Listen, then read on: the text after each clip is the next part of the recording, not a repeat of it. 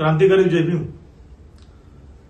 कालपासून माझ्या घरी पोलिस आहेत, माझ्या घरच्यांना त्रास देत आहेत, माझ्या भावाला कॉल करतायत, माझ्या मित्रांना कॉल करतायत। आणि कॉल करायचं कारण काय आणि त्रास द्यायचं कारण काय? मी काय आतंकवादी आहे? मी काय लुटेरो आहे का चोर आहे का? मी काही चुकीचं काम केलेलं आहे का? मी वेगळे काही चुकीचं वक्तव्य देतो ज्याच्यामुळे दोन समाजामध्ये भांडण होण्याचं चिन्ह दिसतात किंवा दंगल होण्याचे चिन्ह दिसतात? काय कारण आहे की माझ्या घरी पोलिस जातात, आमच्या कार्यकर्त्यांना पदाधिकाऱ्यांना पोलिस फोन करतायत, त्यांना त्रास देत आहेत? काय कारण आहे?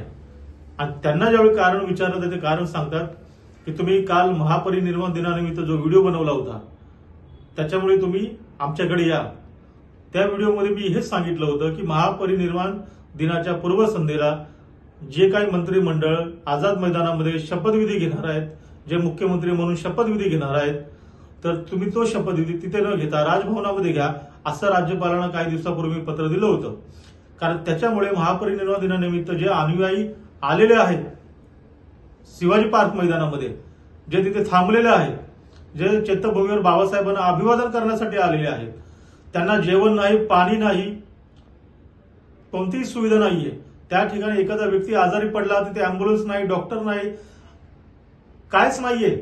असं असताना त्या ठिकाणी सर्व आंबेडकरी चळवळीतल्या कार्यकर्त्यांनी अधिकाऱ्यांचा घेराव केला, त्या ठिकाणी प्रश्न विचारले, तर आम्ही काय चुकीचं केलं? इथली सर्व यंत्रणा आझाद मैदानाच्या कार्यक्रमामध्ये व्यस्त आहे। मग गेल्या 6 महिन्यापासून जे काही पोलीस, मुंबई पोलीस असतील, महाराष्ट्राचे डीजे आहेत, रेल्वे प्रशासन आहे, महानगरपालिकेचे अधिकारी आहेत, त्यांनी बैठका का घेतल्या की चैत्यभूमीची व्यवस्था चांगली झाली पाहिजे, अनुयायी जे येणार आहेत त्यांना सेवा सुविधा व्यवस्थित मिळाल्या पाहिजे। मग कुठे आहेत ते? हे सर्व अधिकारी, सर्व प्रशासन, सर्व रेल्वे पोलीस, महाराष्ट्राचे आणि मुंबईचे पोलीस सर्व आझाद मैदानाच्या कार्यक्रमामध्ये त्या मुख्यमंत्री शपथविधी सोहळा जो आहे तो चांगला झाला पाहिजे म्हणून तिथे आहे। मग ह्या चैत्यभूमीला जे काही अभिवादन करायला येणार आहेत अनुयायी, त्यांचं काय? त्या का बैठका तुम्ही घेतल्या 6 महिन्यापासून? या सर्व प्रश्नावरती आम्ही प्रश्न व्यवस्थित विचारले। काल आम्ही कोर्टामध्ये गेलो होतो याचिका टाकायला, परंतु वेळाअभावी ती याचिका आम्हाला टाकता आली नाही। आज परत सकाळी आमचे ऍडव्होकेट आता ते संमेशन करण्याचा प्रयत्न करत आहेत। पण एका वेळी महापरिनिर्वाण दिनाचा हा कार्यक्रम असताना हा दुसरा थाट का? म्हणजे 5 डिसेंबर आणि 6 डिसेंबर दुःखाचा दिवस आहे, आमच्यामधून डॉक्टर बाबासाहेब आंबेडकर निघून गेले, ह्याचं तुम्हाला दुःख नाहीये? विसर पडला? तुम्ही बाबासाहेबांना विसरलात?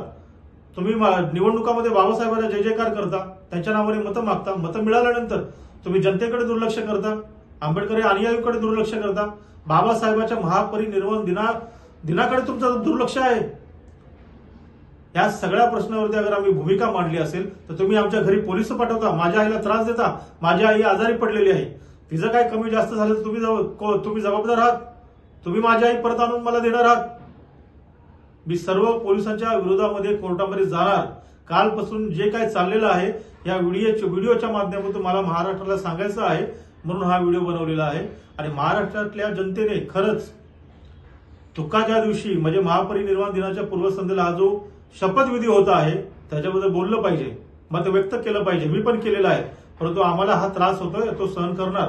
परंतु आज संध्याकाळी जो मुख्यमंत्री शपथविधी होत आहे भीम आर्मीच्या माध्यमातून, आमचं कोणत्याही प्रकारचं आंदोलन त्या ठिकाणी नाही। आम्ही कायदा मानणारे लोक आहोत, कायदा सुव्यवस्था चांगला राहायला पाहिजे त्यासाठी पण आम्ही काम करतो। त्याच्यामुळे आज संध्याकाळी मुख्यमंत्री शपथविधीच्या ठिकाणी किंवा त्यांच्या विरोधात आमचं कोणत्याही प्रकारचं आंदोलन नाही, कारण आम्ही संविधान मानणारे लोक आहोत, संविधानानेच त्यांना अधिकार दिलेला आहे मुख्यमंत्री शपथ घेण्याचा। त्याच्यामुळे आम्ही याच्या विरोधामध्ये नाही, आम्ही फक्त आमची भावना व्यक्त केली की महापरिनिर्वाण दिनाच्या कार्यक्रमाकडे तुमचं दुर्लक्ष झाल्यामुळे त्या ठिकाणी सोयी सुविधा लोकांना मिळत